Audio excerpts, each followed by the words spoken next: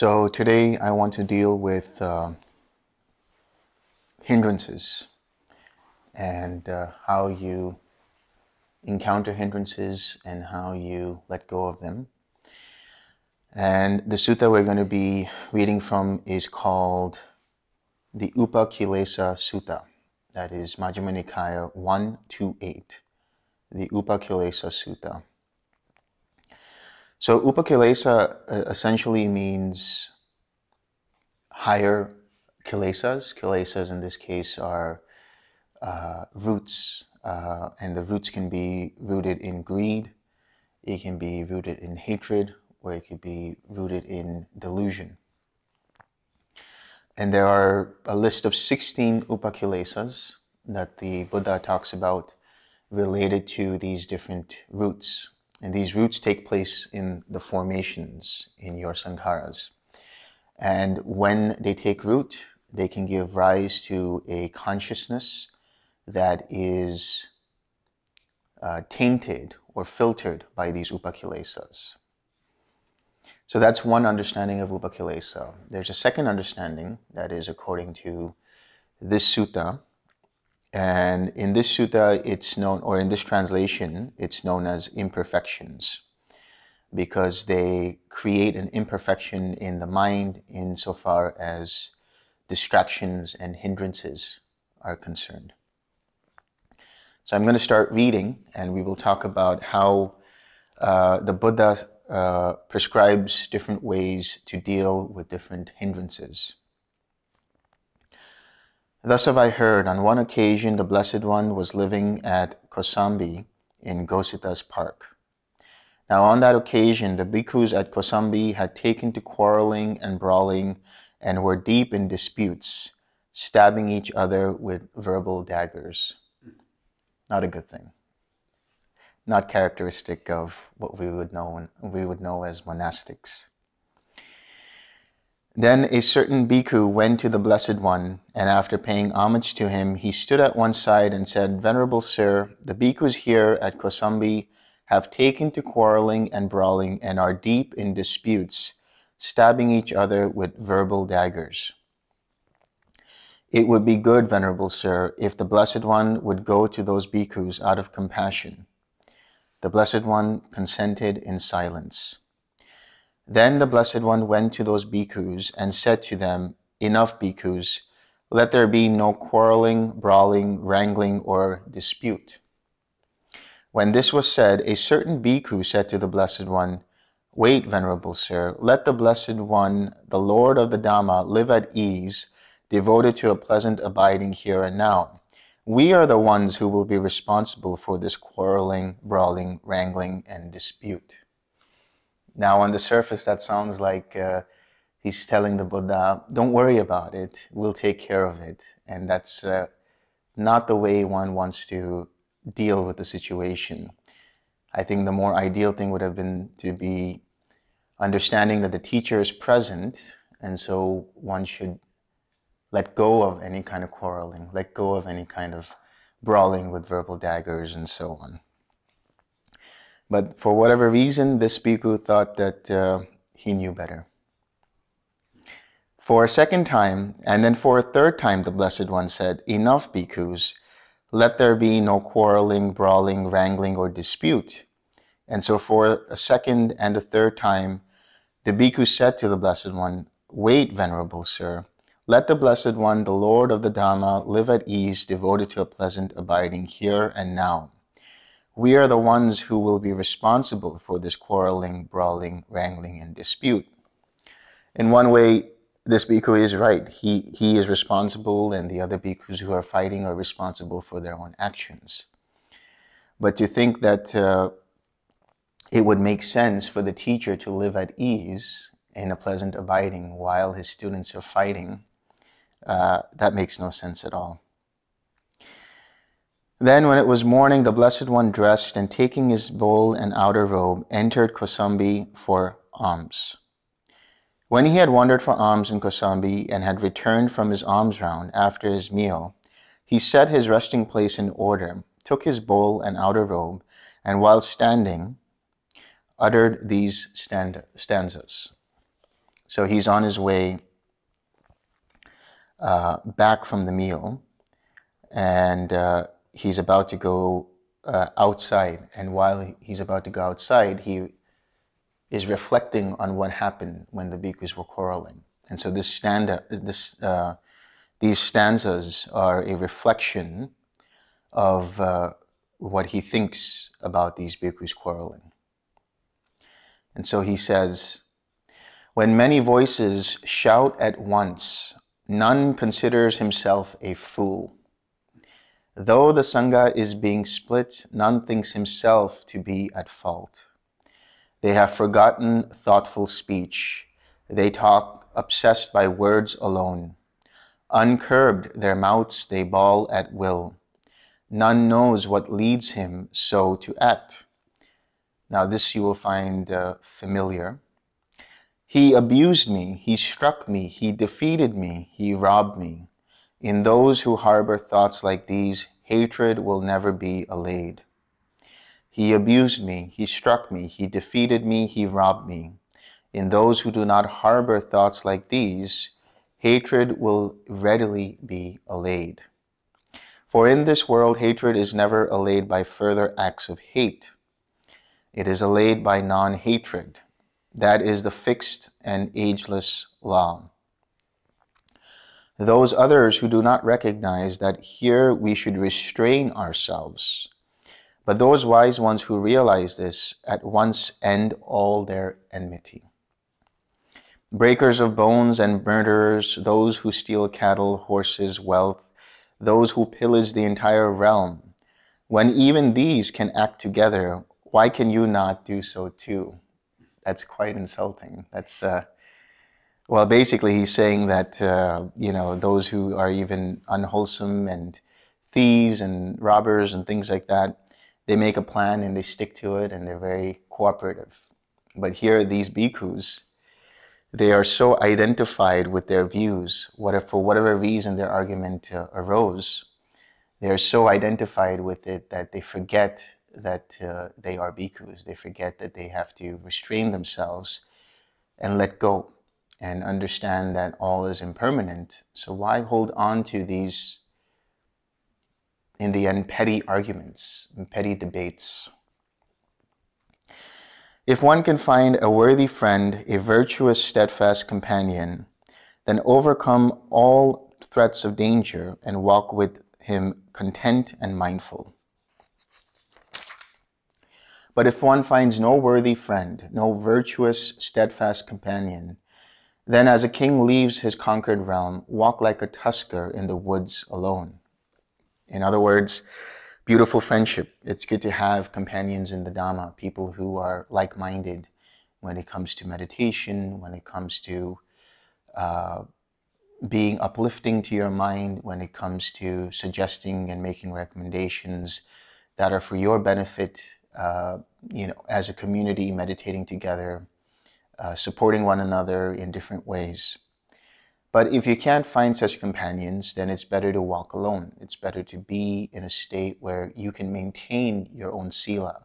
You can maintain your own samadhi. You can maintain your own panya through that process.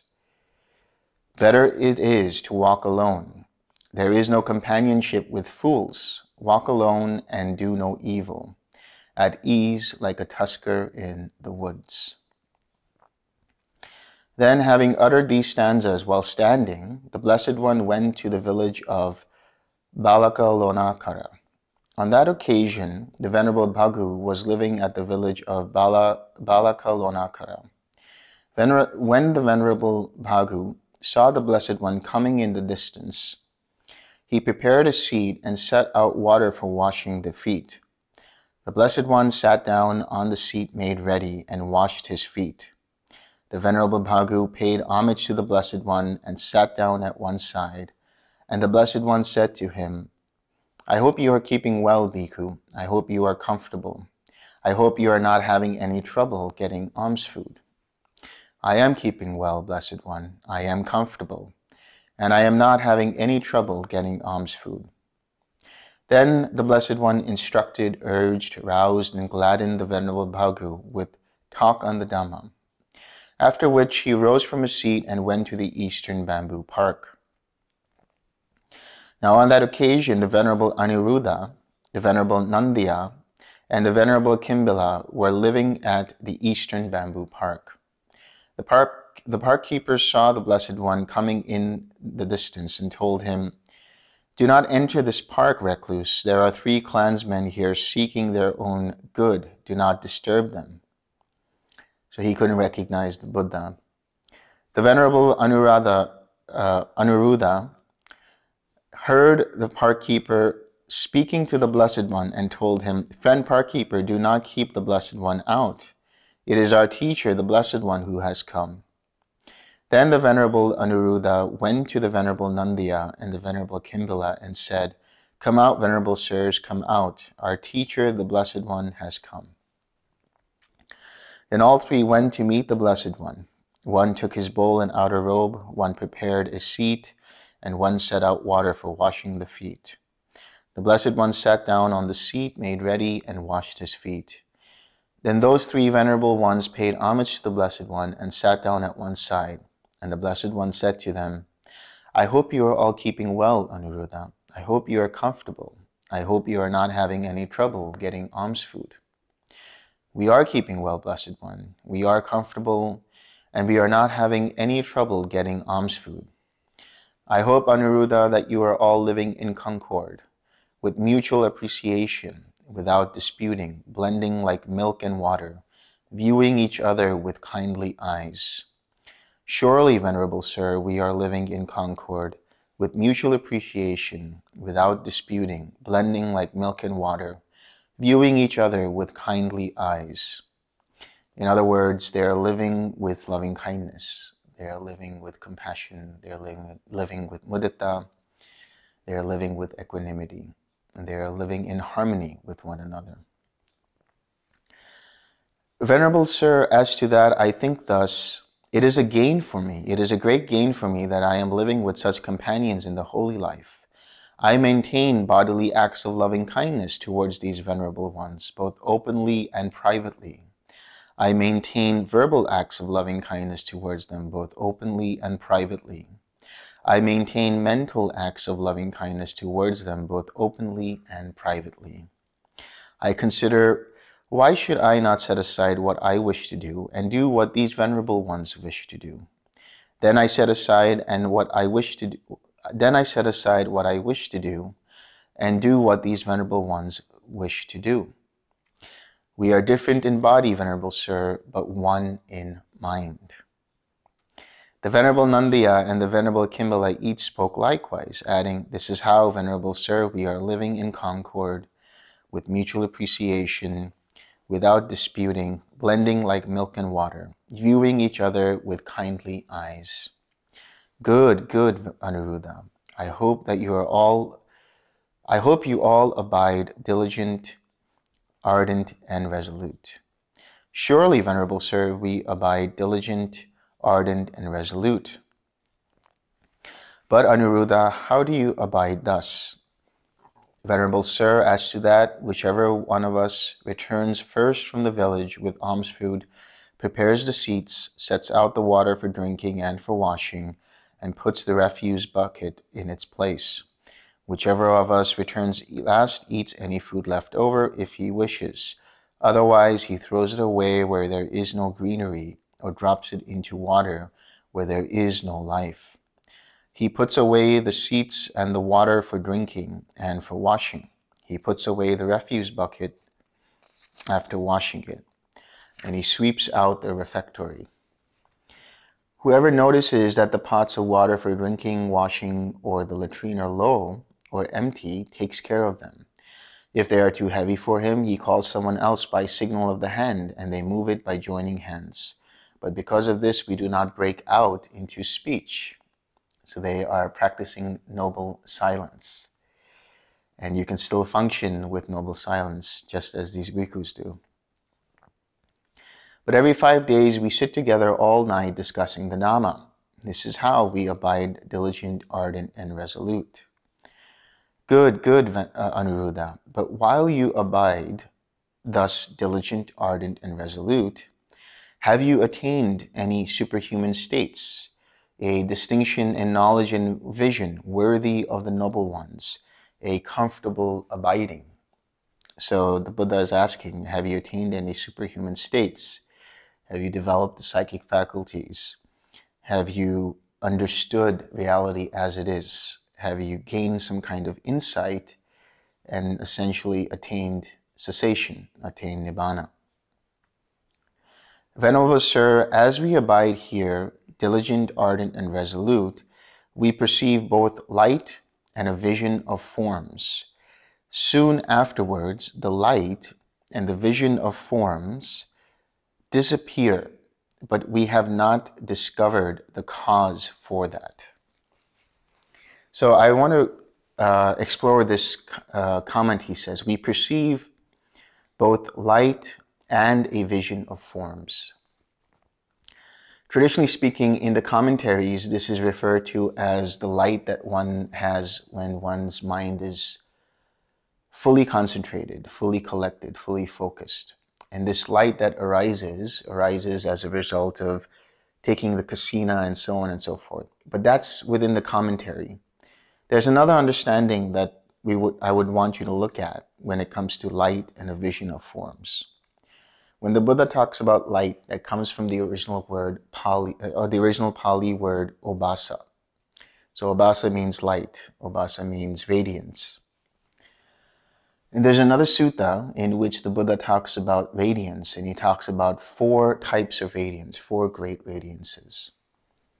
There is the radiance of fire, there is the radiance of the moon, there is the radiance of the sun, and there is the radiance of panya, of wisdom. And panya or wisdom can also mean the ability to discern different kinds of states, the ability to be aware of what is arising in every present moment.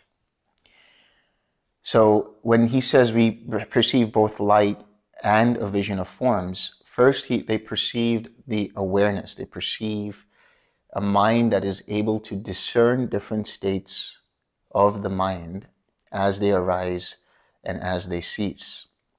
And a vision of forms. So this comes from the Pali word, really the rupa ayatana. And that is to say, the rupa, which is form, and ayatana, which is the base of form. This is one way of understanding it. But what I would like you to look at it is, instead of seeing it as looking at visions of different kinds of forms in the mind's eye and things like that, it's essentially talking about the object of meditation. When you think about vision of forms, rupa ayatana essentially is the sense object of the eyes. But here it can be extrapolated to understanding that in the meditation, the mind's eye, so to speak, the awareness, and the object of that awareness, in this case, one of the Brahmaviharas. So he says, soon afterwards, the light and the vision of forms disappear, but we have not discovered the cause for that. So in other words, their awareness falters, and the awareness of the object of meditation falters, but we have not discovered the cause for that. So the Buddha says, you should discover the cause for that, Anuruddha. And then he goes into now what we should understand. How do we deal with situations in our meditation when we lose awareness of the object of meditation, when we become disturbed or distracted, and when we have hindrances? Before my enlightenment, while I was still only an unenlightened bodhisattva, I too perceived both light and a vision of forms. Soon afterwards, the light and the vision of forms disappeared. I thought, what is the cause and condition why the light and the vision of forms have disappeared? So in other words, what he's looking at is understanding the cause and effect of the situation. And he's applying the Four Noble Truths. The disappearance of the awareness, the disappearance of one's attention on the object of meditation, hence the distraction, is the suffering that he's experiencing in this meditation. It is the first noble truth. Now he wants to discover what is the cause. And so we will see that it's a hindrance. That second noble truth, you have to understand, yes, it is craving, but craving being the samudaya. Samudaya here means the cause of something, that which fuels something, that which gives rise to something. And we'll see what that is.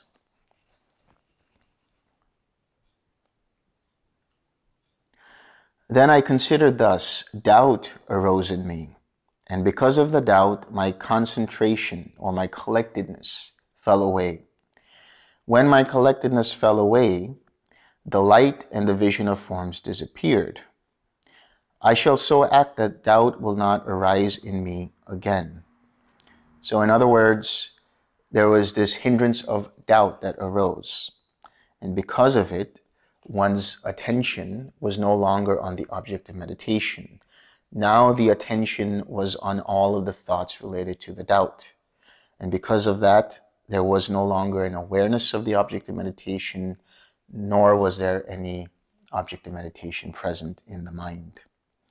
So when you're meditating, and you begin your meditation with your object of meditation in the mind's awareness, you have the intention, whether you are sending loving kindness to yourself, or to a spiritual friend, or anything else. Your object of meditation remains that, and there is an observation that's going on. There is an observing that's going on. And for a little while, your awareness rests on the loving kindness or rests on the Brahma Vihara, and everything is fine. And then suddenly you realize that you're no longer collected. There's all kinds of thoughts in the mind. And the reason is because your attention has become lax. And as your attention becomes lax, it goes towards something else. And it could go towards one of the hindrances, like doubt. And the hindrance of doubt is related to doubt in different things. Doubt in the practice, doubt in the instructions, doubt in one's own capacities and capabilities. You know, it can come up in the form of, what am I doing here? Why did I come here? Did I make a mistake? Did I hear the instructions correctly? Am I doing this right? All kinds of thoughts like that. What you have to understand is, if your mind is collected enough that the awareness of your mind, the attention of your mind, the observation of your mind rests on your object, you have nothing else to do but allow the observing to happen. Don't identify with the observing. Don't become attached to the observing. Just allow the observation to rest. When other thoughts arise in the background, that's fine. They will be there in different kinds of wispy kind of thoughts and ideas and concepts. As soon as your attention becomes distracted and goes towards those thoughts, you are no longer meditating. Instead, all you're doing is becoming more agitated or restless and have more doubts and so on. So when you notice that, that's when you use the 6R process. If you notice that your attention has gone away from the loving kindness or the Brahma Vihara, and it's now thinking about something else, you're no longer even aware that you were distracted. But the moment you recognize that you were distracted, you have already started the process of the 6Rs. You recognized, oh, I was distracted. Now, in doing that, you understand that there is the first noble truth of suffering in the form of this distraction present in the mind. As soon as you release your awareness from it and you bring it back to the present by placing your mind on itself and on the body. This happens in a couple of seconds, less than a couple of seconds. You recognize, you release your attention. As soon as you release your attention, you're releasing the second noble truth, that is the cause of the hindrance. And the cause of that hindrance is the undue attention towards that hindrance. In other words, whatever you put your attention on is going to make it grow. If you let your attention rest on loving kindness, that loving kindness will grow and it will expand and you will progress in the meditation. If your attention is on a hindrance or a distraction, then all you will get are more hindrances and distractions. And if your attention is there, it can come in the form of realizing that it's there, but not allowing your mind to appreciate that it's there. And the reason I say appreciate it, because you have to understand that your hindrances are your teachers, they are your guides. They show you where your attachments lie, they show you where your resistance lies. And being able to understand that and having equanimity so that you see that that is present, and then accepting it and letting it go by coming back to the mind and body, releasing your attention away from it, you are letting go of the second noble truth. Then when you relax, when you tranquilize the bodily formations, when you tranquilize the mind, what does that mean exactly? Tranquilize the bodily formations, tranquilize the mental formations. Basically, what's happening is every time a hindrance arose, any kind of hindrance or distraction that arose due to formations. Hindrances are concentrated formations. In other words, in dependent origination, in the process of understanding dependent origination, you see that ignorance conditions formations. Formations arise due to some kind of contact. When those formations then propel, it's like a snowball effect. When they continue down the links of dependent origination and there is craving present, that gives rise to clinging. When that happens, there is hindrances. So hindrances are a result of maintaining some kind of unwholesome state in your mind. Hindrances are also a result of not following the precepts. So following the precepts is really the foundation of the practice.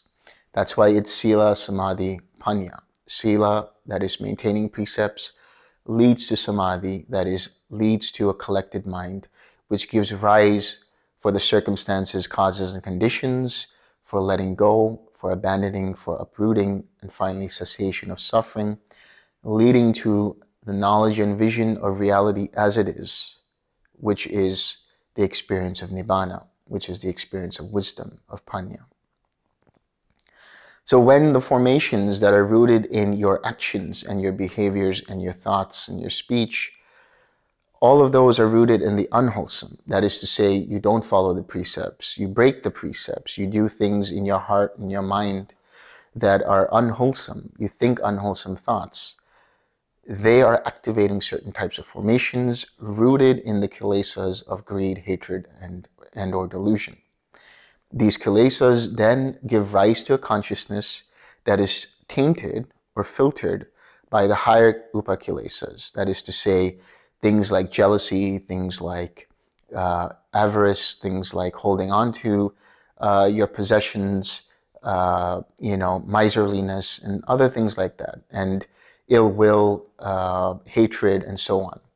When that consciousness arises, that gives rise to contact that is already filtered by that kind of consciousness. And so anything that you experience, anything that you see, anything that you hear through the six sense bases are already tinged with that kilesa, already tinged with that upakkilesa. And so you are already seeing or misperceiving reality rather than seeing reality as it is. When that happens, that can give rise to hindrances in the mind in the form of restlessness, doubt, sloth, and torpor, as we'll see. So when you face hindrances in the meditation, understand that to be the fruition of karma. Understand that to be the fruition of an action you took in a previous moment, whether the moment was a few seconds ago or a few lifetimes ago. When the hindrances arise, they are the ripening of mental karma. And so how do you deal with mental karma, or any karma for that matter?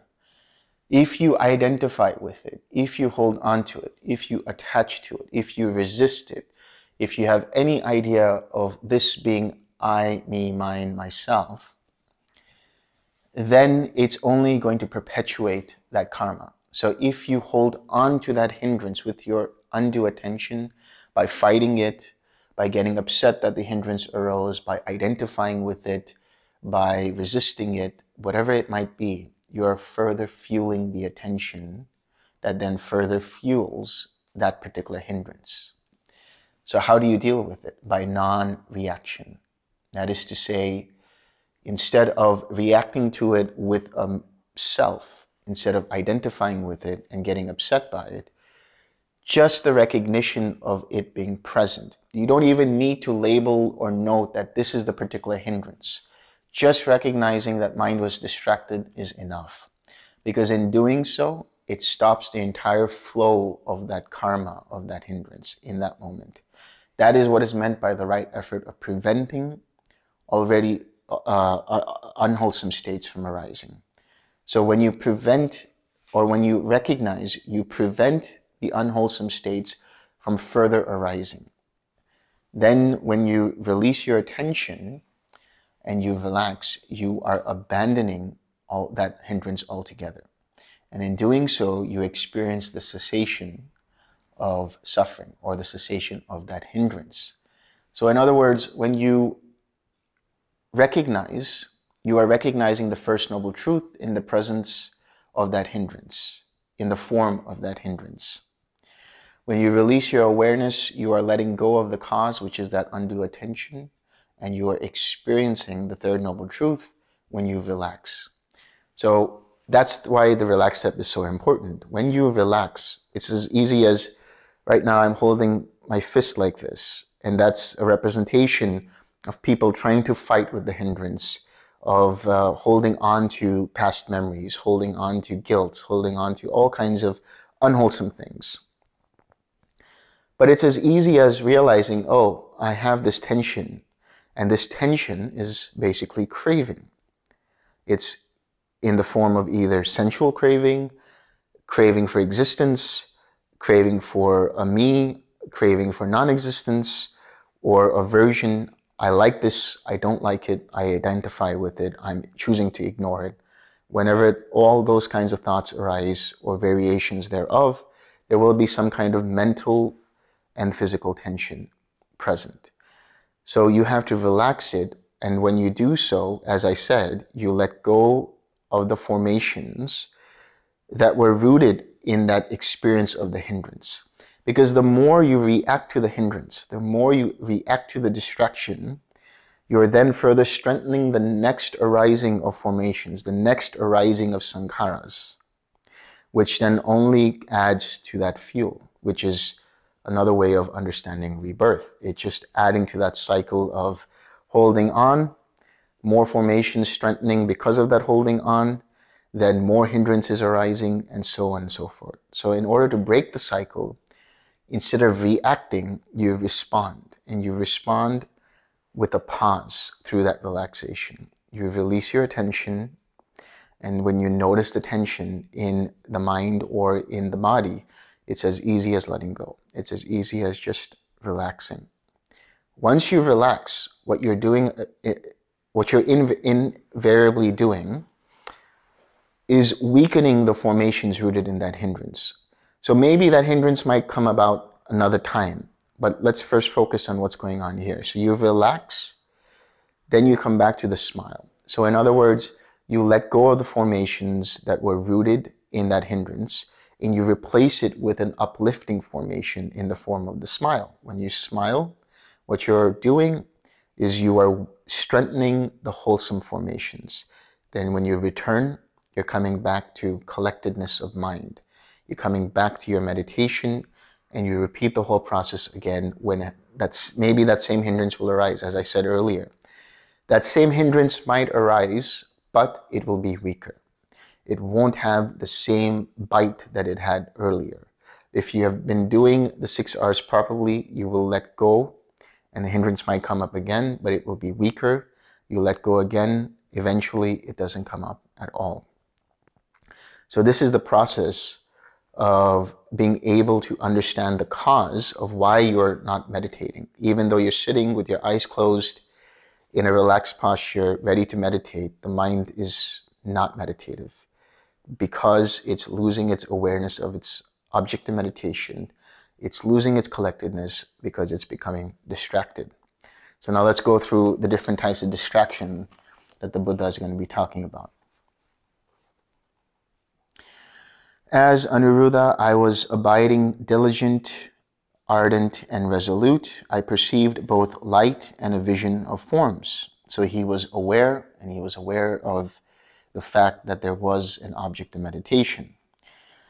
Soon afterward, the light and the vision of forms disappeared. I thought, what is the cause and condition why the light and vision of forms have disappeared?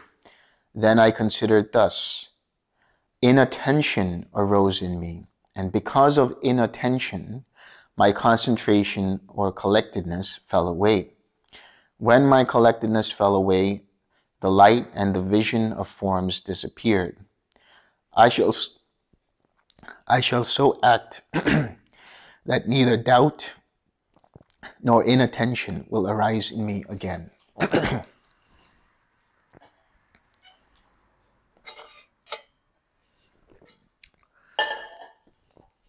So inattention, that is lack of proper awareness of your object of meditation.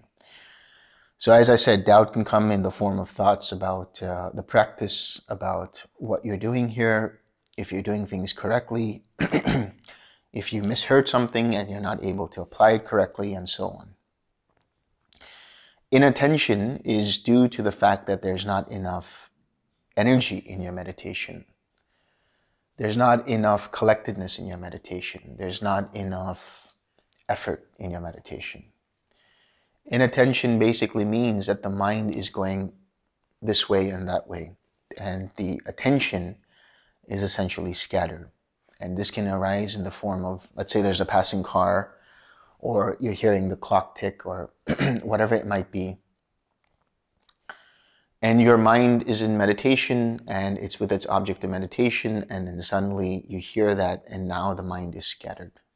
Now the mind is becoming distracted by that, and thoughts about that arise, and so you're no longer attentive to that, and you're not even any longer attentive to the sound of the clock, you're no longer attentive to the sound of the passing of the car, or anything else.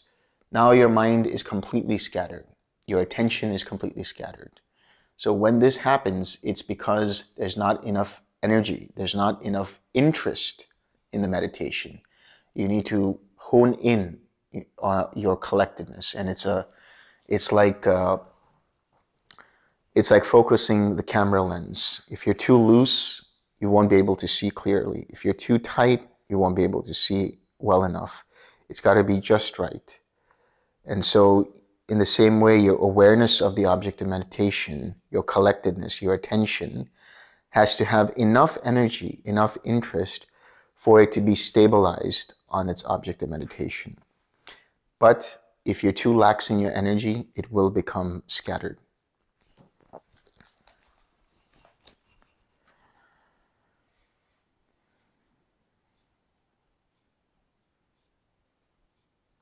Then he says, as Anuruddha, I was abiding, diligent, I considered thus. Sloth and torpor arose in me, and because of sloth and torpor, my collectedness fell away. And when my collectedness fell away, my awareness and the object of meditation disappeared.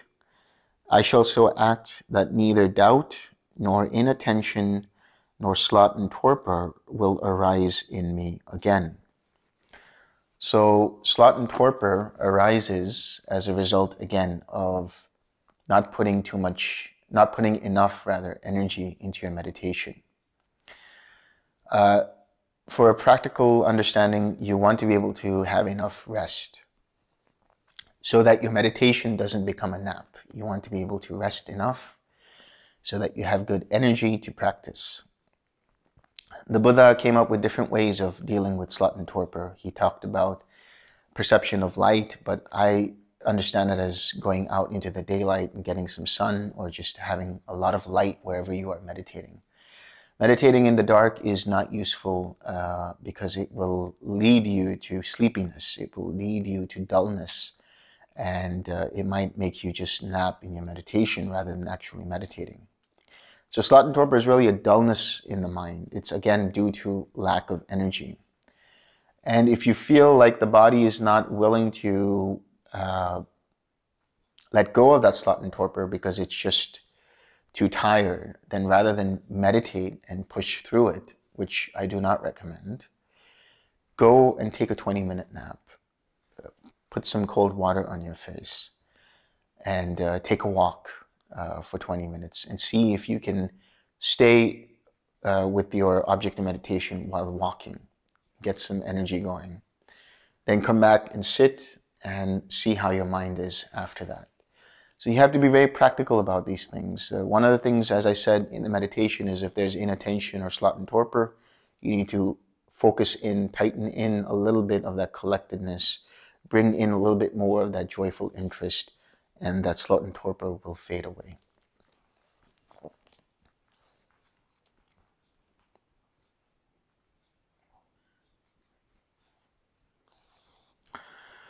As Anuruddha, I was abiding diligent, I considered thus, fear arose in me, and because of fear, my concentration fell away, my collectedness fell away.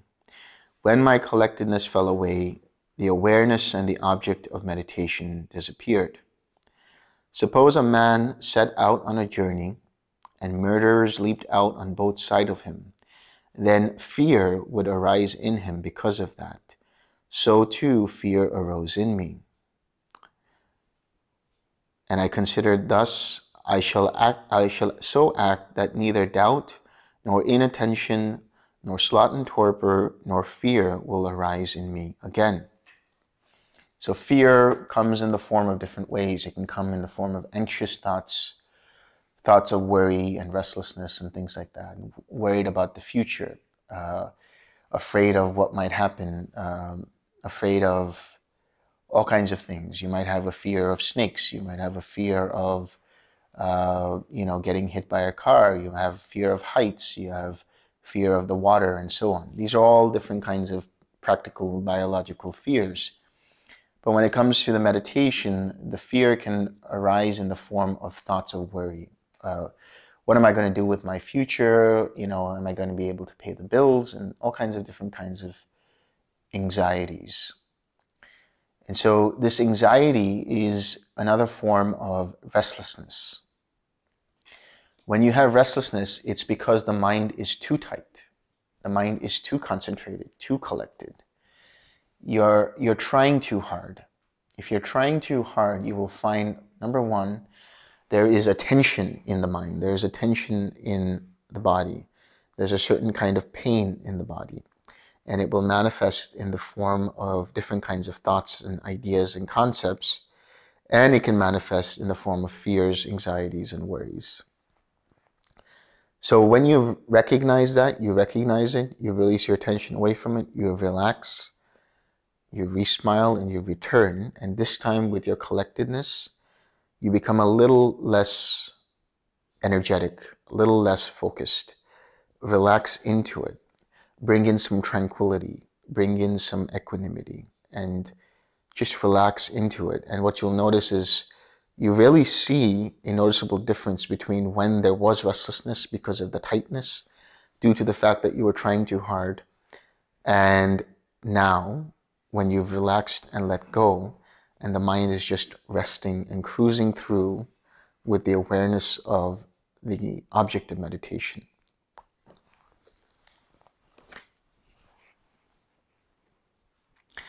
As Anuruddha, I was abiding diligent, I considered thus, elation arose in me, and because of elation, my collectedness fell away. When my collectedness fell away, the awareness and the awareness of the meditation object disappeared. Suppose a man seeking one entrance to a hidden treasure came all at once upon 5 entrances to a hidden treasure. Then elation would arise in him because of that. So too elation arose in me. I considered thus, I shall so act that neither doubt nor inattention and so on, nor elation will arise in me again. So elation here is this sense of upliftment, uplifted joy, a sense of excitement, a sense of over-eagerness. And what I mean by that is you'll come to a point in your meditation where everything is working really well, and now you're getting into the jhana. And there's an experience of joy that's arising. there's a tendency in the beginning for the mind to take that joy as the object of meditation. So in other words, taking the factors of the first jhana or the second jhana or whatever it might be as your object of meditation.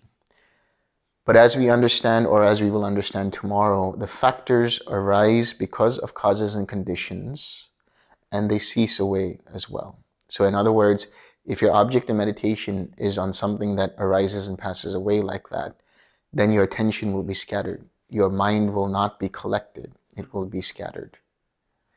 So any elation that arises in the form of, wow, this is working, this is amazing, understand, okay, that's great, that's wonderful, but let it go. If you notice that the mind starts to tend towards the joy, tend towards the rapture, tend towards the elation that arises in the first jhana, see that as a distraction. It's a wonderful thing that it's arising, but observe it as you would observe just a stream of thoughts. It's just a stream of the factors arising and passing away. Let go of your attention to that joy, use the 6 R's, and come back to your original object of meditation, whether it's loving kindness or any of the Brahma Viharas or whatever it might be. Another form of elation that can arise is sensual craving. Suddenly you hear something and it reminds you of something wonderful that you did in the past, or a wonderful event that arose because of one of the 5 physical senses. And that can lead you to thinking about that and sensual craving and restlessness. In the same way, you 6 R. You recognize that that is present, you release your awareness from it, relax mind and body, re-smile, return to your object, and repeat whenever necessary.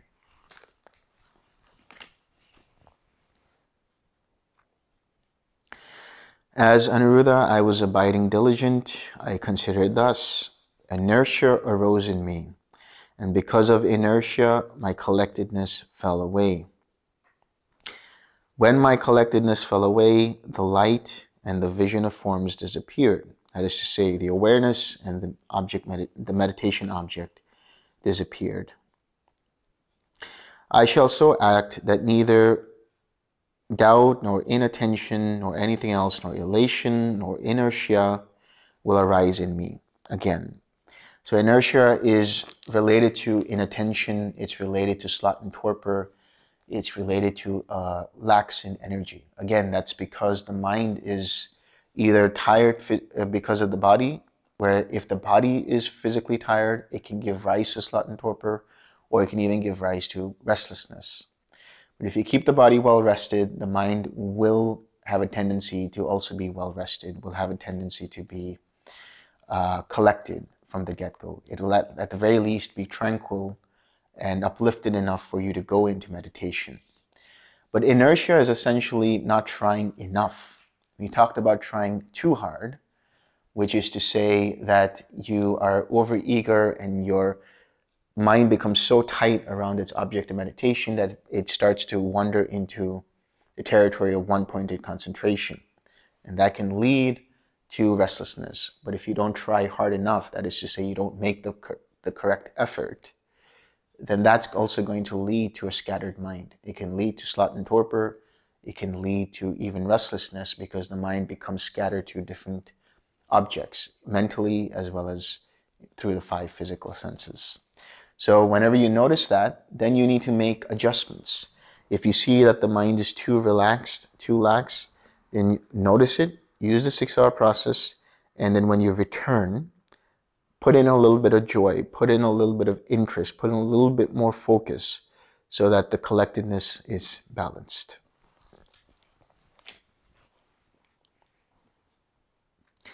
As Anuruddha, I was abiding diligent. I considered thus: excess of energy arose in me, and because of excess of energy, my collectedness fell away.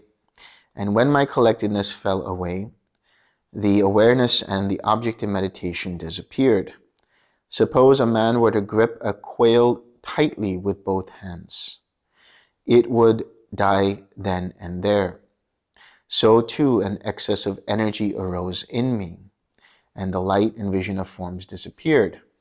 I considered thus: I shall act so that excess of energy will not arise in me again.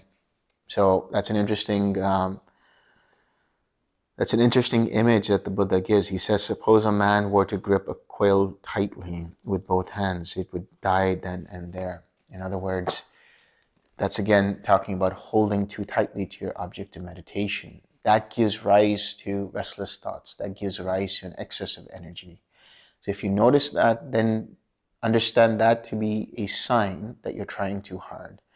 So recognize it, use the 6 R's, and relax your focus, relax your collectedness a little bit so that there's some balance again. As Aniruddha, I was abiding diligent, I considered thus. Deficiency of energy arose in me, and because of deficiency of energy, my collectedness fell away. When my collectedness fell away, the awareness and object of meditation disappeared.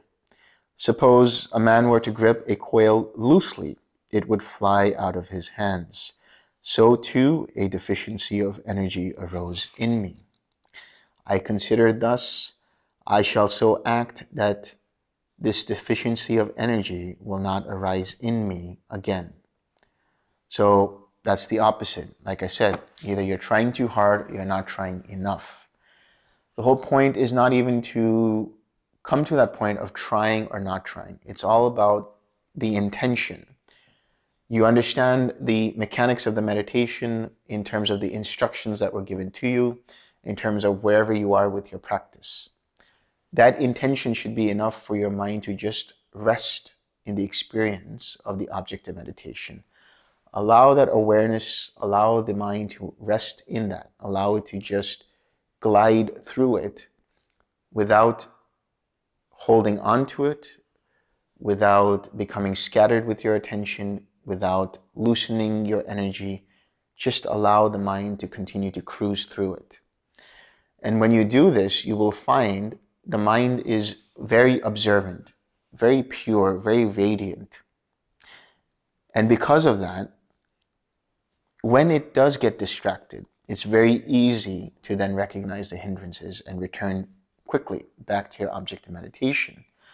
And more importantly, it's easier for the mind to remain unidentified or non-identified, remain unattached, remain unrepelled, remain independent of any of the factors of the jhana or any of the hindrances or even the object of meditation itself. In other words, in the meditation, you don't want to identify or attach to the object of meditation. As soon as you identify or attach to it, you're trying too hard. You're just observing. And when you're observing, observe without any sense of a self. Observe with the idea that there is an observing going on. You're just observing the meditation object and nothing more. You're aware, and then when a distraction arises, you let go, you relax, and you return. That's all you have to do.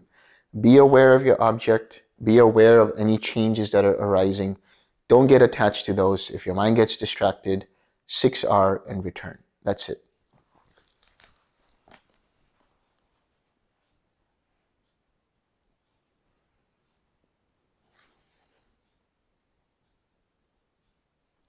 As Aniruddha, I was abiding diligent, I considered thus. Longing arose in me, and because of that longing, my collectedness fell away. When my collectedness fell away, the light and vision of forms disappeared. I shall so act that this longing will not arise in me again. So longing is another way of understanding craving, sensual craving, or craving for this or that. The idea that I want to be this person, or I don't want to be this person, I want to have this kind of existence, I crave for this sense experience, and so on. So when you recognize that, again, just 6R and come back to your object.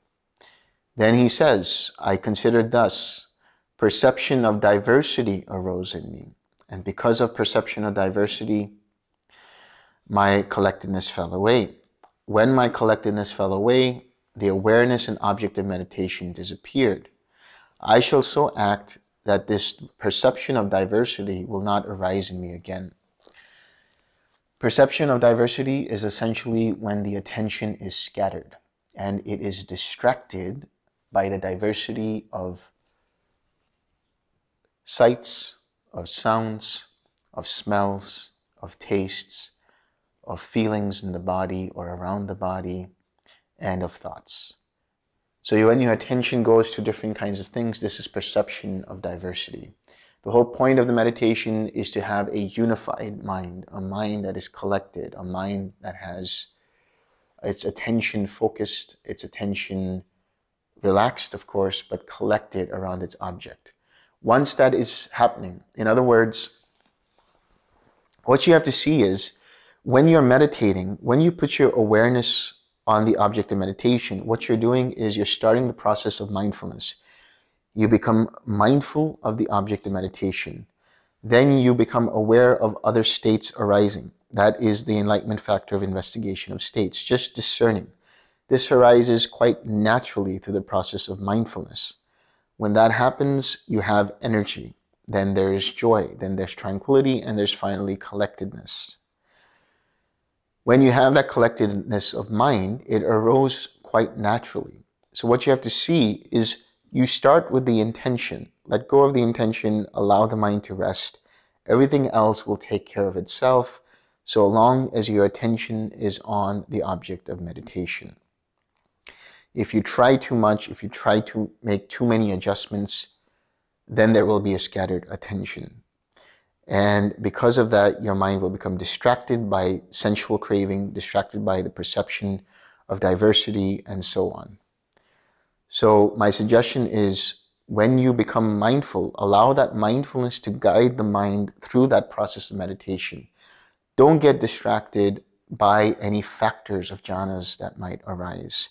See those as signposts. See those as a sign to you that, okay, you're on the right track. But don't be attracted by it. Don't be repelled by it. Just remain liberated from it. So observe without any agenda. Observe without any kind of expectation, any kind of anticipation. And when things arise in the form of these perceptions of diversity, know them to be there. But so far as you understand them being there, that's enough, and return to your object. If you get distracted by it, then you 6R and come back to your object. So, in other words, all you're doing is watching the mind. You're watching the object in meditation, so it remains collected, and you're observing, and that's it. There's nothing else going on. As soon as you get distracted, you 6R and you continue observing. That's really all it is. Observe and 6R. Observe and 6R. Observe the object of meditation, 6R when you get distracted. I cannot repeat that enough, because I will be doing that over and over and over during your interviews and during our talks and so on. The more you understand this, the easier the meditation will be.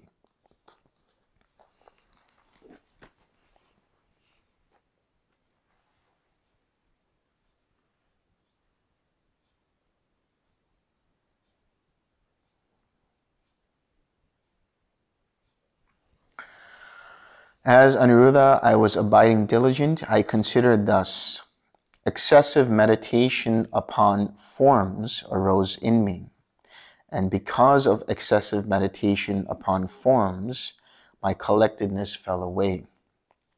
When my collectedness fell away, the awareness and the object of meditation disappeared.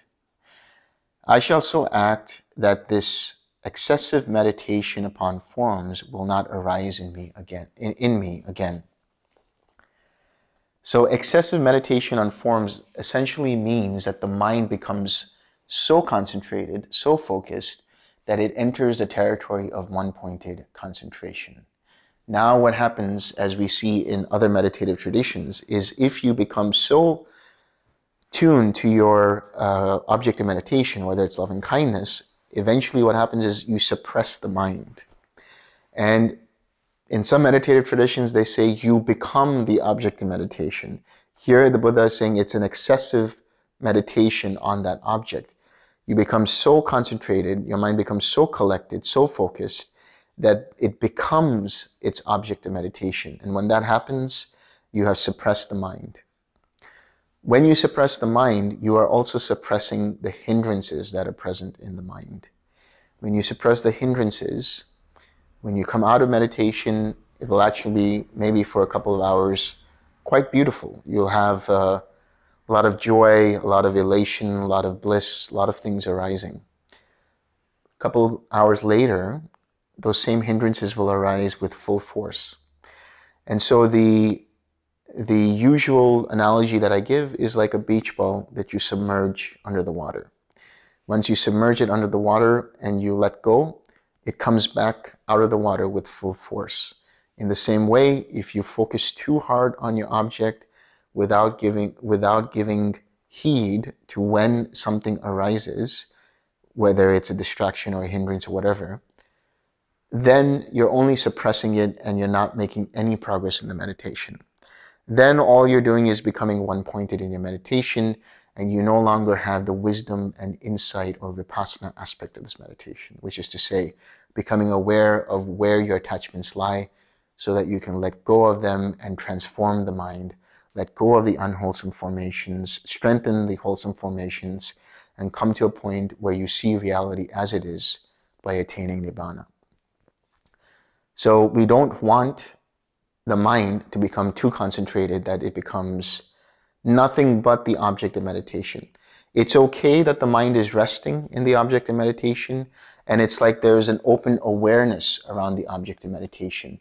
So the mind is revolving, circulating around the object of meditation, flying around it rather than honing in on it and becoming that object of meditation.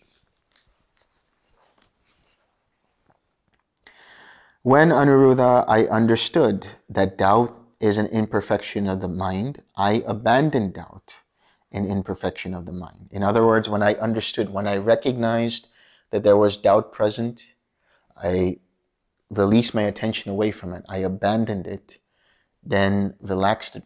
By doing so, relaxing, re-smiling to uplift the mind, and returning back to your collected mind in the form of the mind resting on its object of meditation. Likewise, when I understood that inattention, sloth and torpor, fear, elation, inertia, excess of energy, deficiency of energy, longing, perception of diversity, excessive meditation on forms, are all imperfections of the mind, I abandoned them all.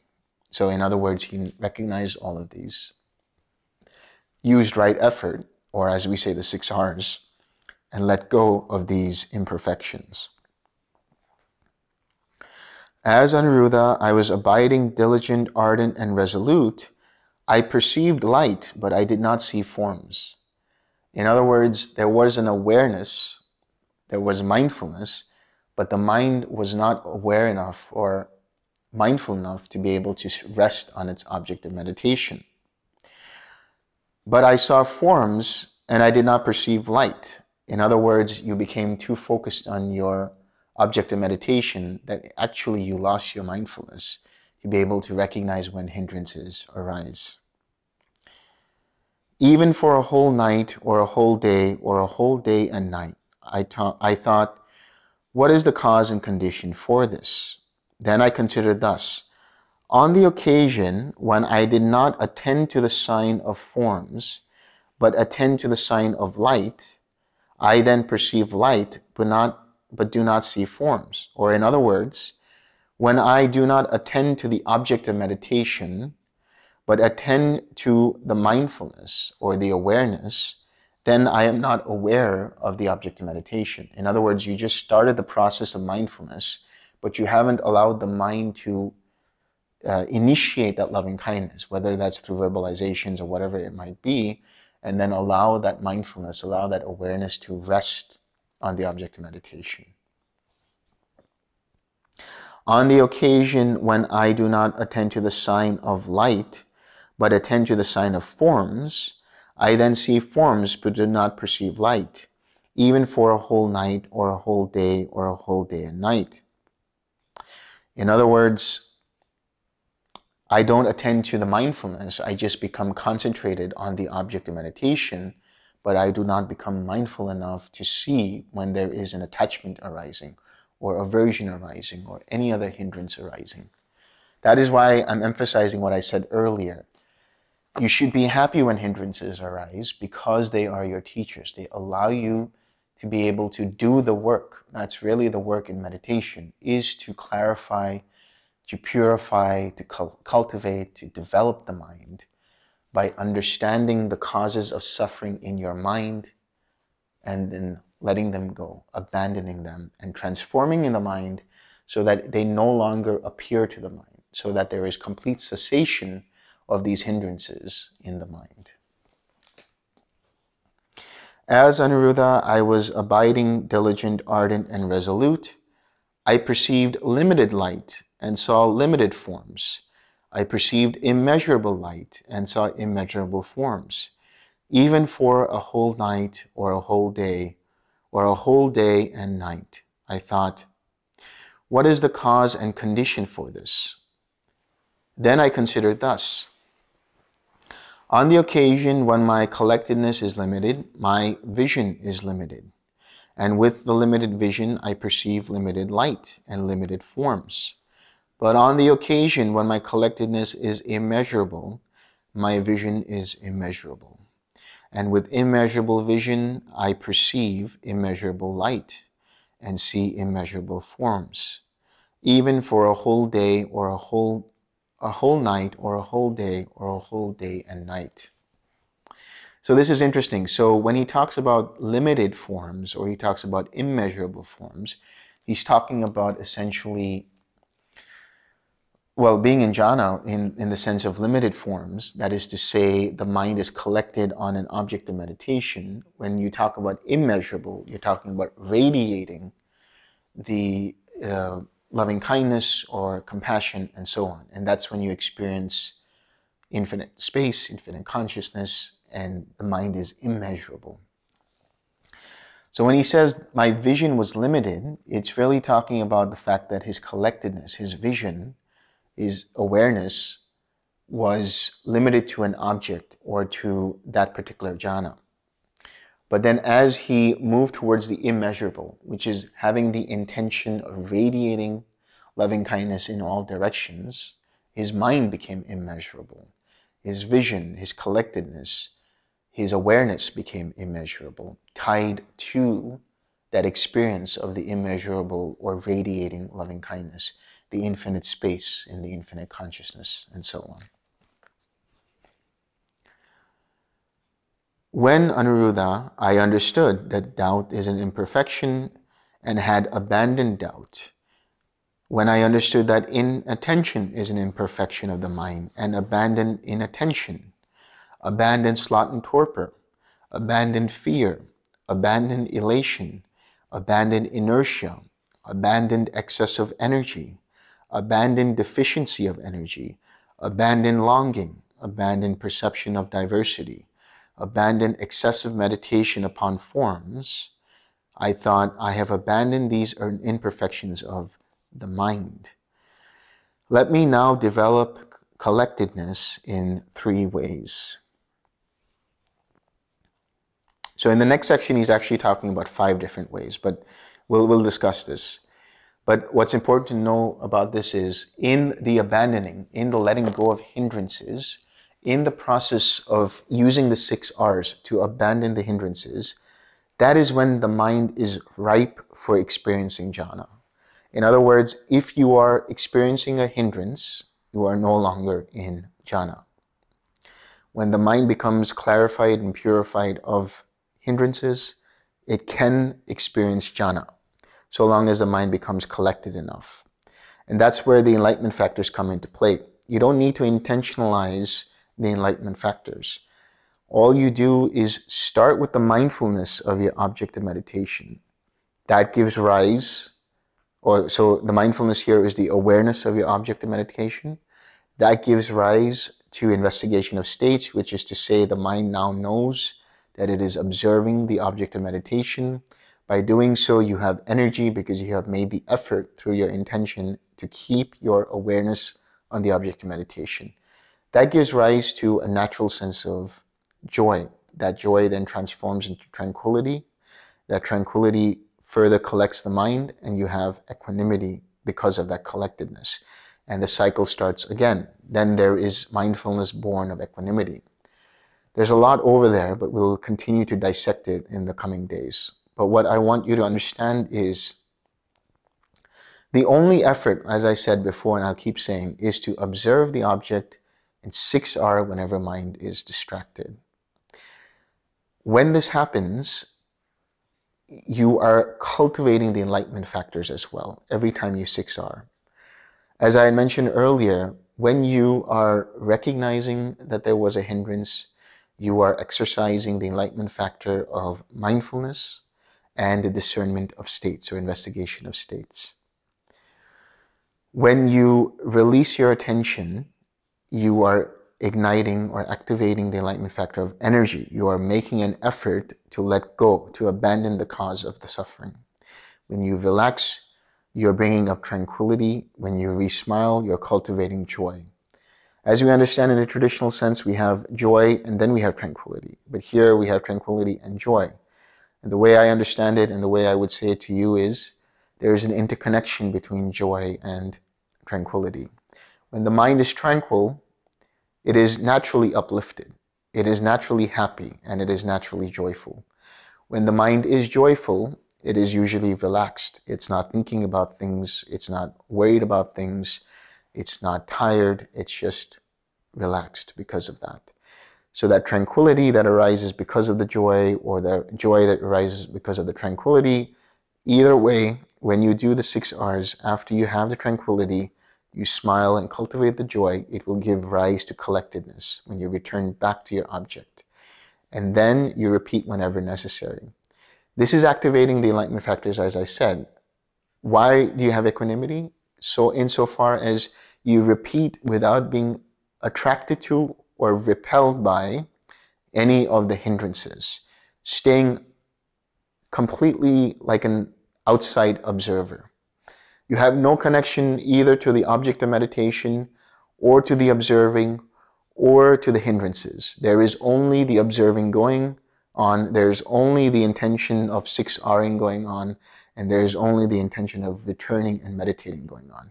The moment you say, I am meditating, the moment you identify and say, I am doing this, then you're trying too hard and you're causing yourself further suffering. Even though you come back and you become collected.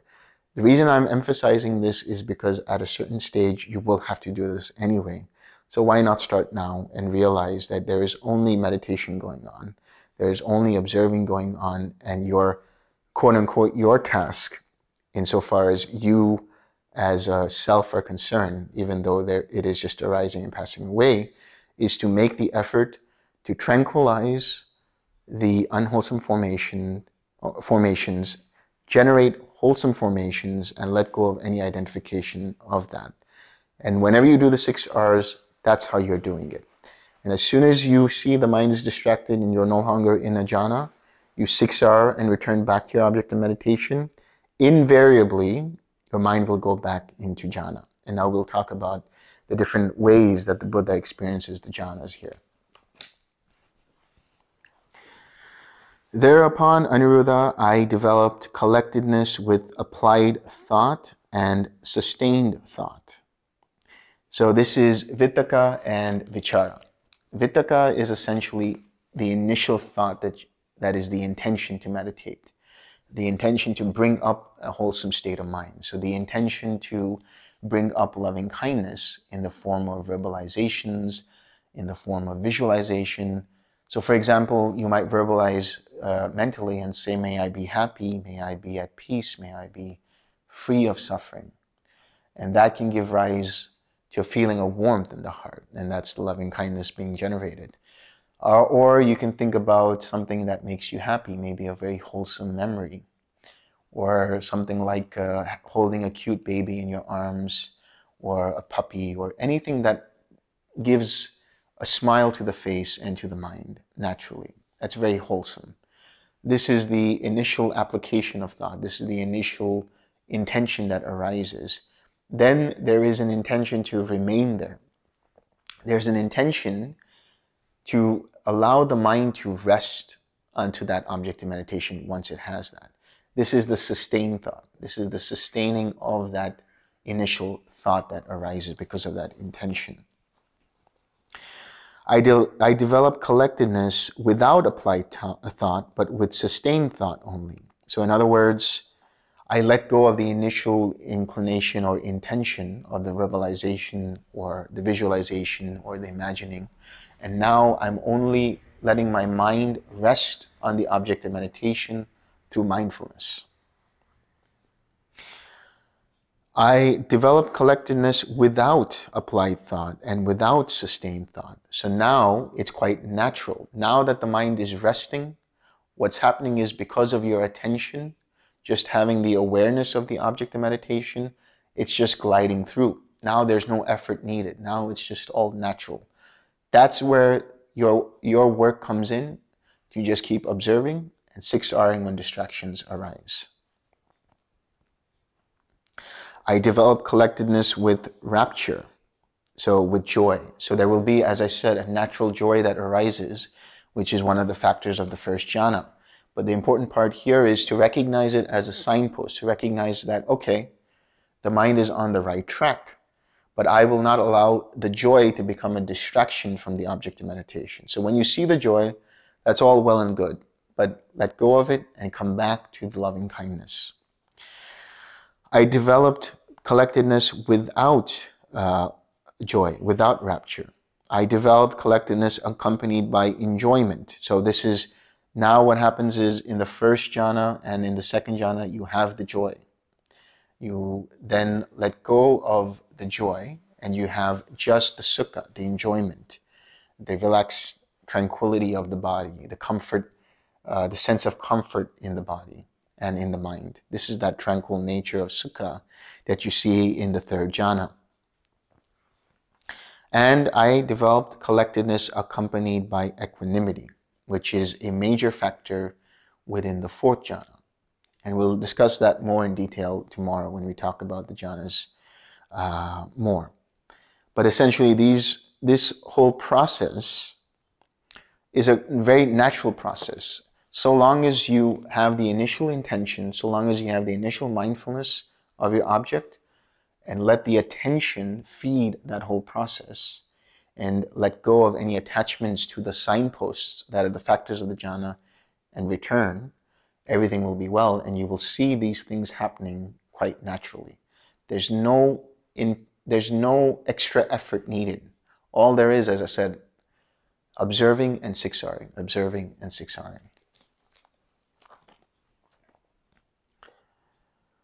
Then he says, when Anuruddha, I had developed collectedness with applied thought and sustained thought, when I had developed collectedness through all of these processes, including collectedness accompanied by equanimity, the knowledge and vision arose in me.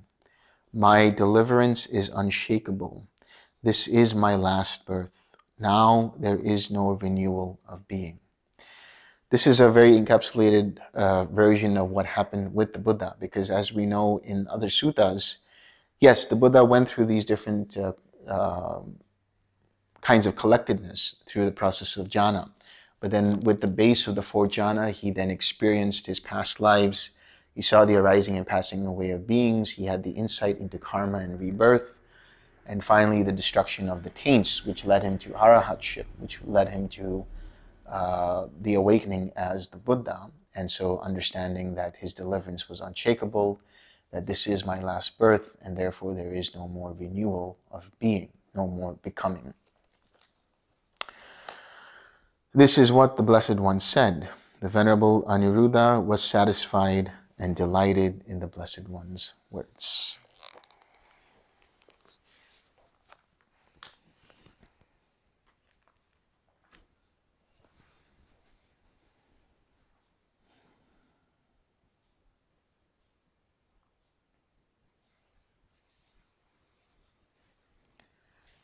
Any questions, comments, remarks?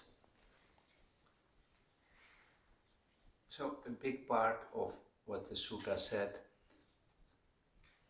is that about the middle way?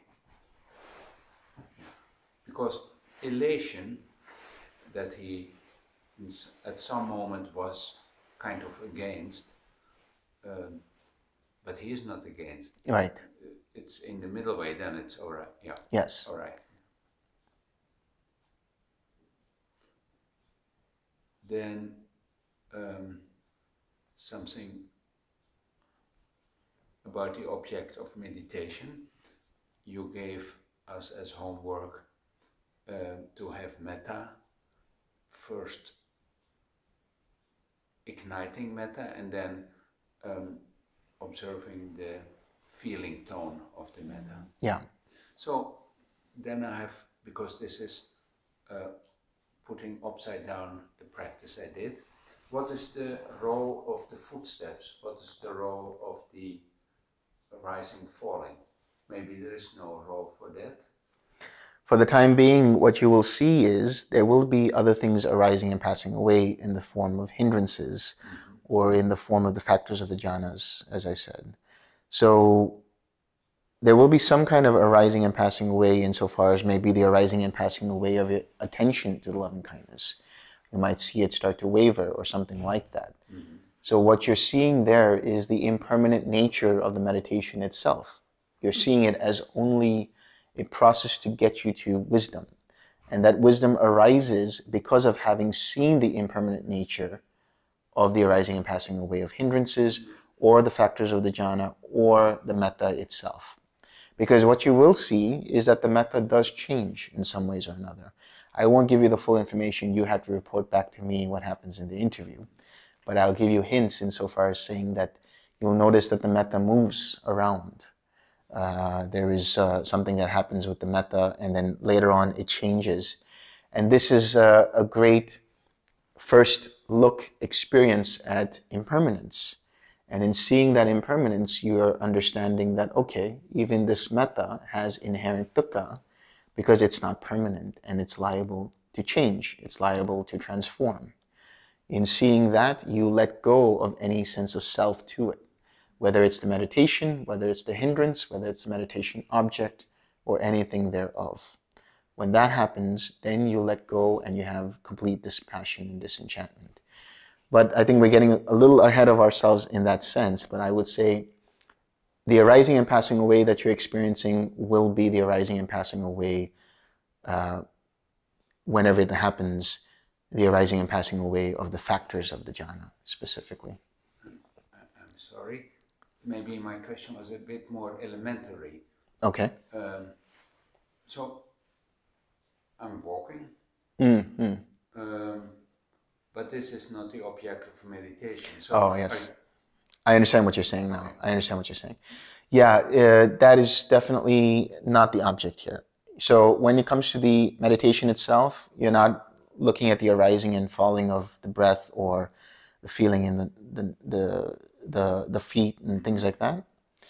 What's happening is in the walking meditation, you're doing the same thing as you're doing in the sitting meditation. In other words, sending metta to yourself. So you don't need to pay attention to how the feet are landing on the ground and things like that.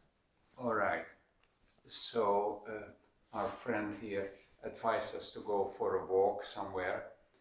In the Mahasi tradition, we do not go out for walks. So I should listen to you. In the Mahasi tradition, we take a lane of 3 meters and go back and forth and only have that. So, but we stopped doing that. I mean, you could take a lane of 3 meters and walk back and forth, but instead of paying attention to the footsteps, you pay attention to the radiating of metta. Okay. Yeah, that's really the difference. It's really a really different technique, so to speak. Yeah. So when you're radiating metta, all you're doing during the walking meditation is, of course, you're paying attention about 3-4 meters ahead of you so that you don't get distracted by the radiating of the metta or just looking down. And your mind might start to wander, your eyes might start to wander around, and that could cause you to become attached to something, and it might start to create some kind of distraction in the mind and so on. So when that happens, you do the same thing. You recognize, oh, I got distracted when I saw this bird. I got distracted when I saw this flower. So I'm going to siksar and come back to the object of metta. And so whether it's radiating to yourself or to your spiritual friend, it doesn't matter. You're welcome.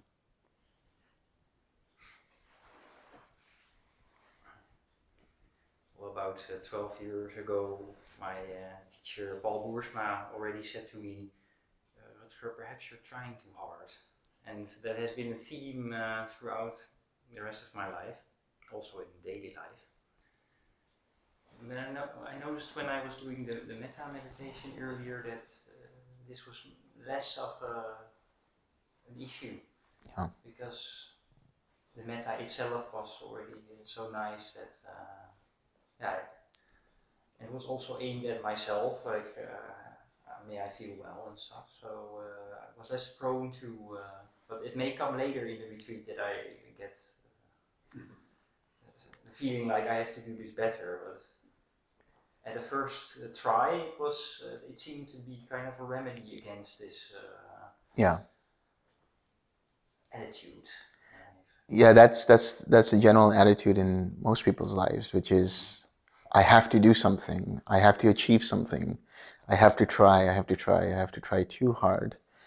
And that causes all kinds of unnecessary suffering, whether it's bodily suffering, mental suffering, emotional suffering. So I think metta is a great practice because you start to get in tune with just your mind and the body and appreciating with loving kindness to yourself and with your spiritual friend. And so that's why I'm saying you don't need to try at all in this meditation. You just need that initial spark and just observe, and then 6R. That's the only effort you're making here.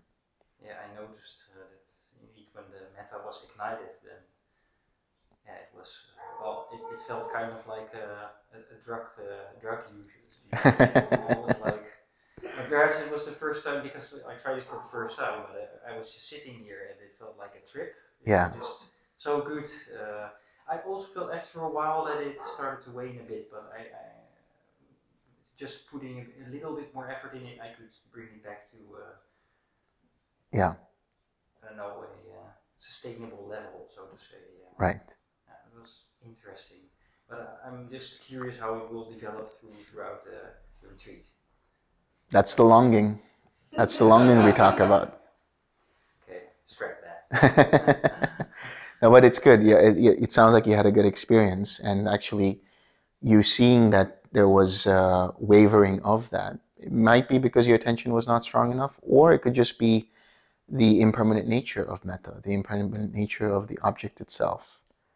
Yeah, I think it was the latter, because I did recognize, like, okay, this is also just a feeling, and after a while, inevitably, a feeling it diminishes. I mean, it's chemistry in the body, so. Yeah.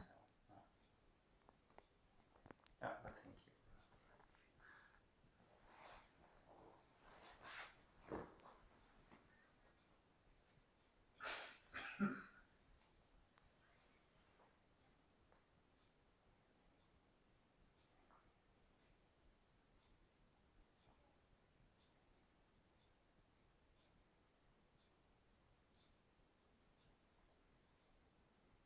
And this way of meditating can be applied very much in daily life also, right?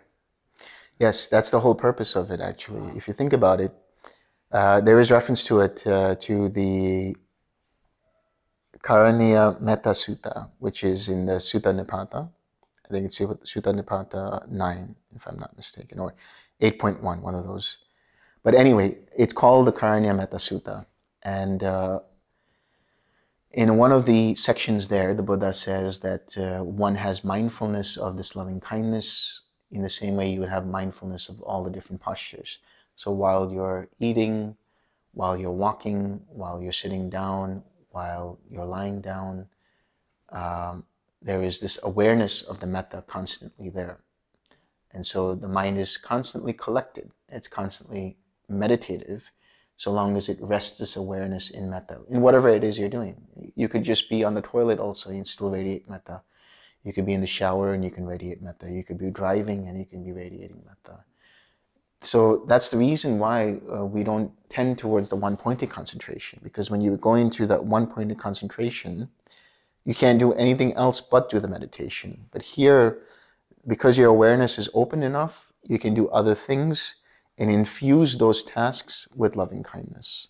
And so going back to the sutta where the bhikkhus have bodily acts of loving kindness, verbal acts of loving kindness, mental acts of loving kindness. You can do things with loving kindness, meaning just have the attitude of loving kindness in whatever it is you're doing. And that's really the progression of the meditation. If you're able to do that, then that means your mind has become quite collected, that it can immediately just bring up metta in whatever circumstance and situation.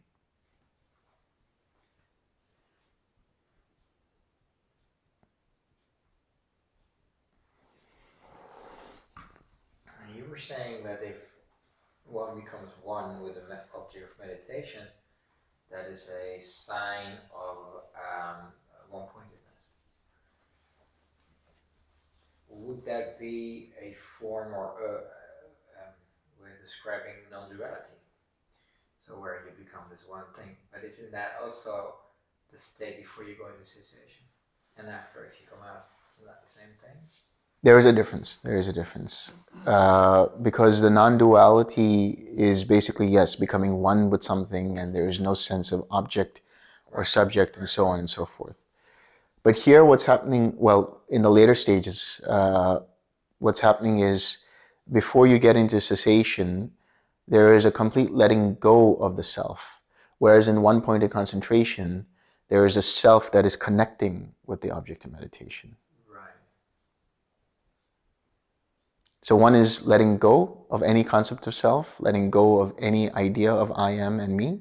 And the other is I am becoming this and thereby disappearing into that. The I am is disappearing into it. Yeah.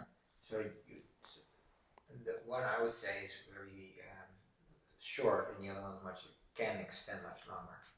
It's possible, yeah. Right. Yeah. All right.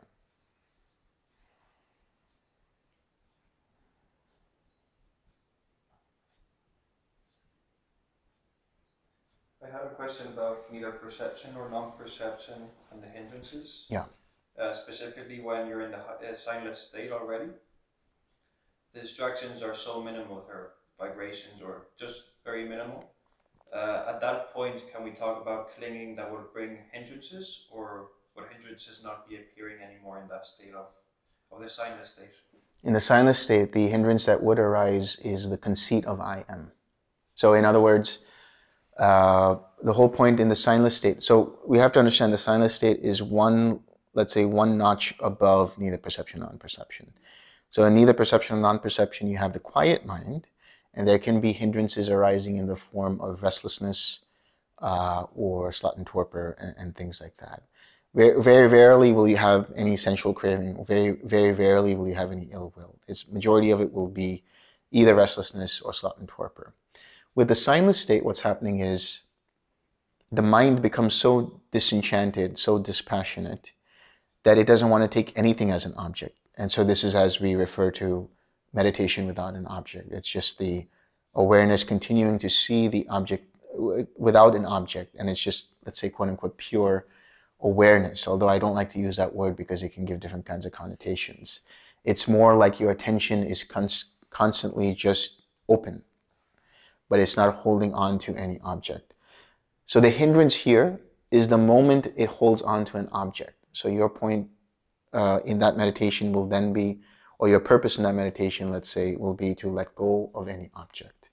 Anytime the mind starts to identify with the object, anytime there is a sense of I am meditating, that would be considered a hindrance. So the hindrance there is very subtle in the form of conceit. It comes in those very subtle formations that say, I am meditating, or I am experiencing this object of meditation. When you notice that, I will say that the intention of letting go itself will also become a detriment. You might have already experienced that. Yes, yeah. Only recognizing the helps and just... Exactly. So what I say is, in the very seeing of that there is an I am there, in the very seeing of it, it will disappear.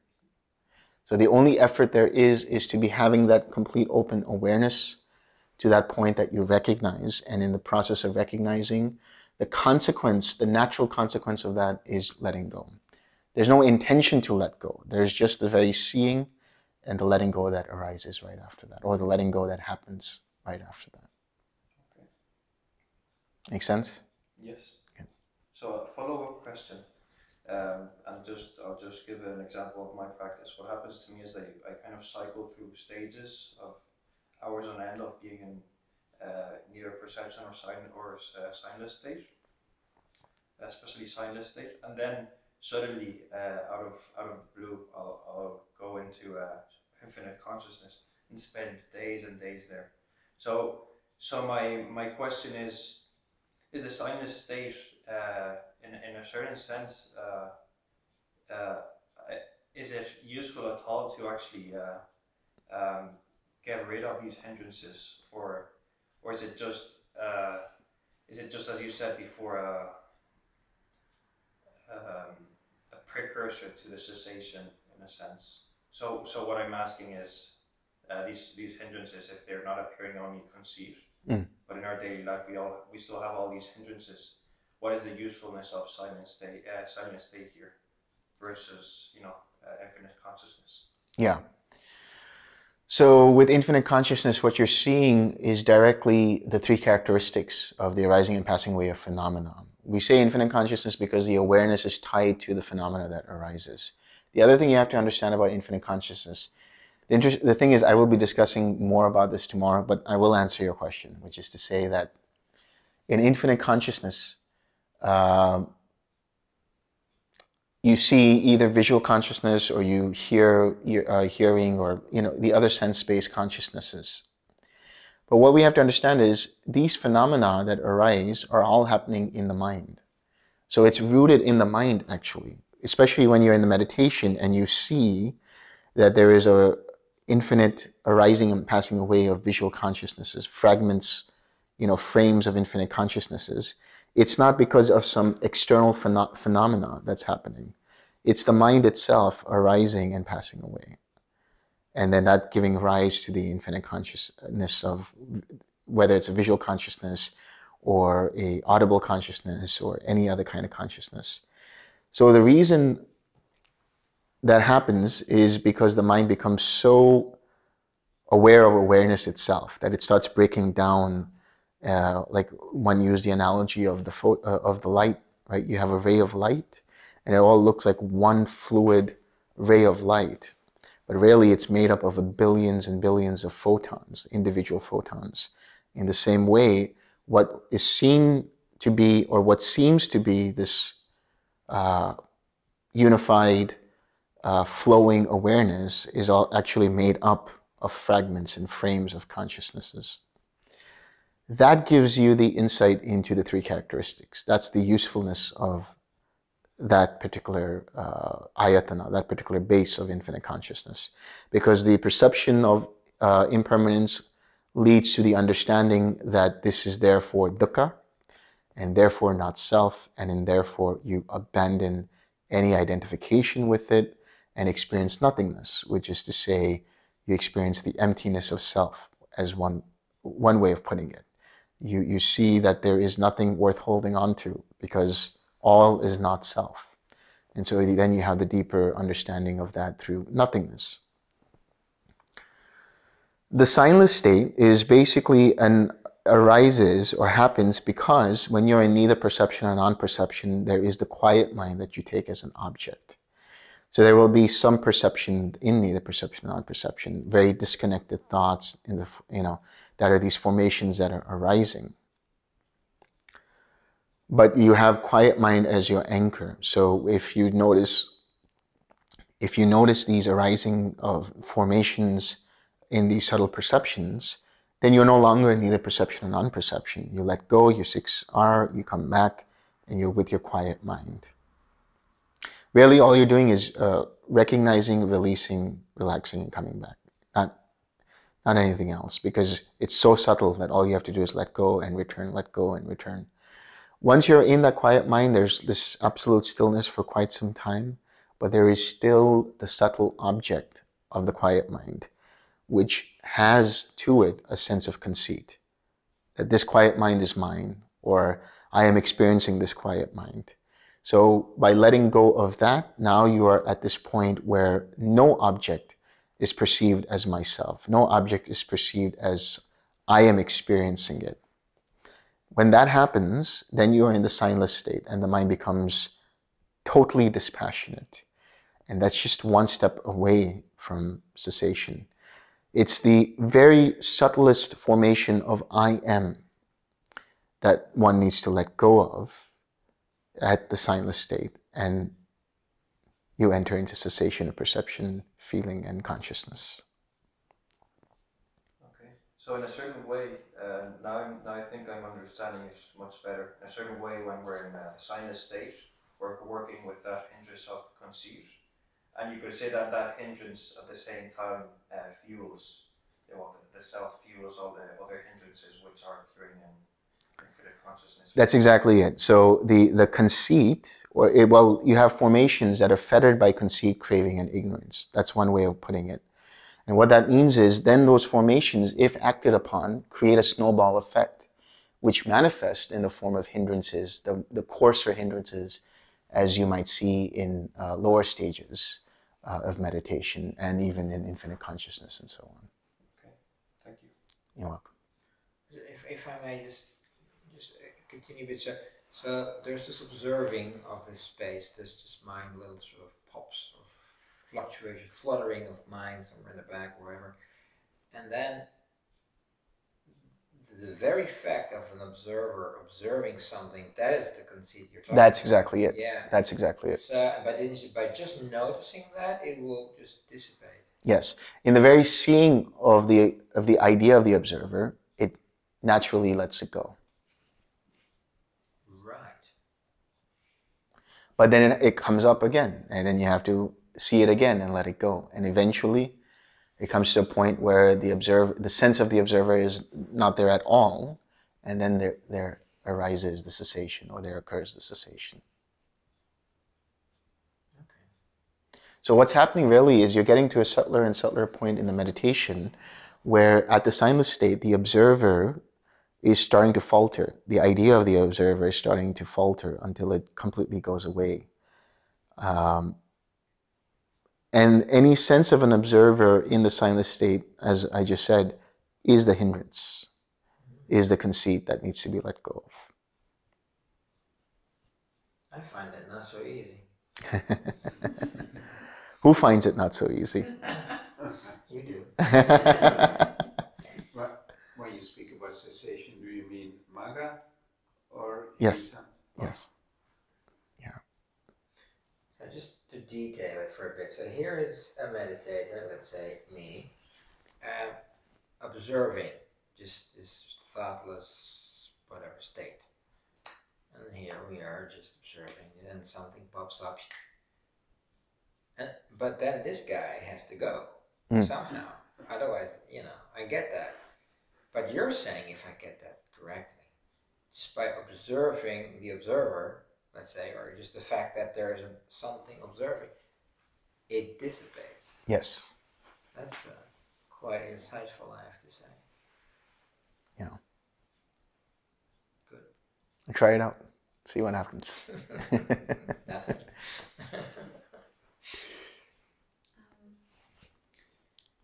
I have a question. I think Bhante Vimaranti says that it's not possible to do walking meditation, for instance, in neither perception nor non-perception. Yet I feel when I'm walking, like Pablo says, it's this cycling between neither perception nor non-perception and the signless state. So, can that be or not? Yeah, that's a very good question. I mean, practically speaking, it would seem like if you're in neither perception or non-perception, it would be difficult for one to walk. But I think there comes a point in one's practice where there's a sense of there's an experience. Actually, I'll connect this with something else. There's the Mahapariনিbbana Sutta, and in that sutta, the Buddha is recalling a time when he was walking down the road, and a great flash of lightning and thunder struck, and there was a big commotion. And the Buddha was just walking on by, and there was a guy on the road, and he asked him, "What's going on? What happened?" And he says, "Didn't you hear the thunder? Didn't you hear the lightning? Didn't you hear all that commotion?" And he says, "No, I didn't." He says, "Well, were you sleeping?" "No, I wasn't sleeping." "Were you incapacitated? Were you, unconscious?" "No, I was not unconscious. I was walking." So I think that would suggest that it is quite possible to be in such a state and still be functional. Yes, because I remember when I first did that years ago, when I started to enter Neither-preception, I had this sensation of almost tipping over physically, like I was misaligned with the floor somehow. But that disappeared, so I do have the sensation like I'm cycling between these states, so it's still possible. It is possible. I would say it is possible. There's that experience that happens later on where there is the contact, but there's no feeler. There's a feeling, but there's no experience of the person feeling. There's a perception, but there's no perceiver. That kind of state also is very similar, where one might just be walking and there is just clear mind. There's this very brilliant clarity of mind. And so actually the mind is able to soak in everything, so to speak. But at the same time, nothing is impinging upon the mind. Nothing sticks. Nothing sticks, exactly. Yes. That is exactly it, what I was noticing while walking. I could look around, no problem. There was no distraction. There was just this awareness. There was even enjoyment. Yeah. But nothing. Yeah, exactly. Yeah. That's exactly it. Okay.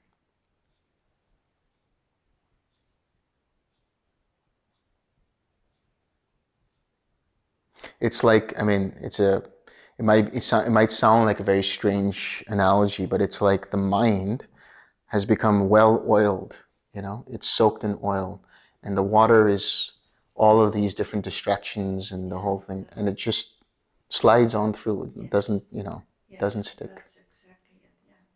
But I also noticed that the mind started 6Ring, but there were no perceivable hindrances. Right.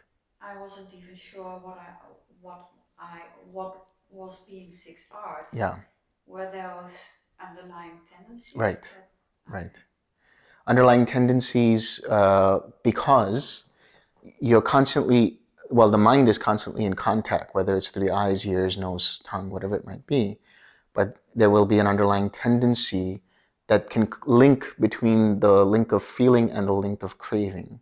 So it could be an underlying tendency towards craving or towards aversion or towards doubt or towards a view or holding on to a view or towards conceit itself or towards ignorance, yeah. Suddenly becoming aware of Yes. walking or something like that. Yeah. Yeah. Thank you.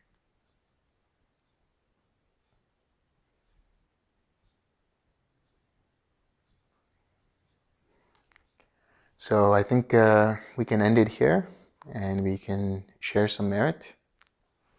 May suffering ones be suffering free, and the fear-struck fearless be. May the grieving shed all grief, and may all beings find relief. May all beings share this merit that we have thus acquired for the acquisition of all kinds of happiness. May beings inhabiting space and earth, devas and nagas of mighty power, share this merit of ours. May they long protect the Buddha's dispensation. Da, da, da, da.